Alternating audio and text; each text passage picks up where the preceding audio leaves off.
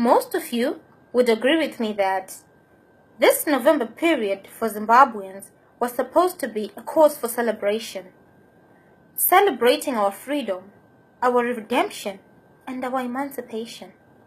But unfortunately, we're filled with a lot of regret. We're filled with a lot of bitterness, a lot of hunger, and so many unanswered questions. I managed to prepare my own set of questions, and I hope you'll be able to help me find the answers. Hawa vari pano vana chiremba makodobori, n'anga dzakabve kumadziva makuru efundo, dzakabuda dzakashonga nhumbi dzourapi.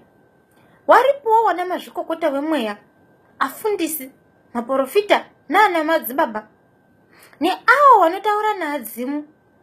Eya, ndinoreva n'anga, masvikiro naanoroya.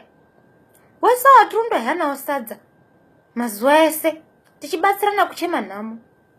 Mubvunzo wangu wochiti kuna ari kumatenga, pashare umwe hake ane kundiso yenyika yeZimbabwe. Mufundisi mumwe hake ane mharidzo yerusununguko.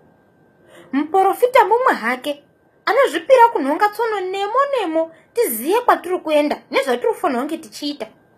Kana n'anga imwe hayo inokande hakata inobata wakatiroya, inyari ngozi ndeyakitsira isingaperi kurapwa. Tazwa neuziza wemadzitateguru edu akaresve kutsara. Diko kushaya kana sowe rimwe rine nhombo kana muteuro unokwanisa kugeze munyama wakatigara seanhu eZimbabwe. Kavhani muroyo yake unobva andopedzerana neanotidhanyirira wacho. Asi nhaye ari kumatenga, diko here tombaafa takasvinura sematemba nekuda kuzi takadzidza.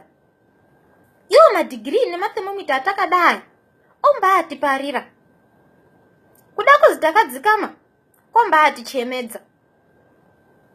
Kwadi tirondoperera munyika dzaamwe sezvinozaza atina kwedu kumba. Hasi kana kangomakoririsa kane kude kuparuka. Zuro ndi zuro takambaapemberere ngozi tichiti mudzimu. Niko kangoma keZimbabwe aka mukasati kakakakwa neganda regarwe akambaaparuki nkei. Hino mubvunzo wangu wochiti, pane anhu 18 million akazadza nyika, pashaya umwe une kundiso, umwe angapuhwe chitanda, umwe une chiwindi, ungandozvipira, umwe hake basi, ungandotitungamira.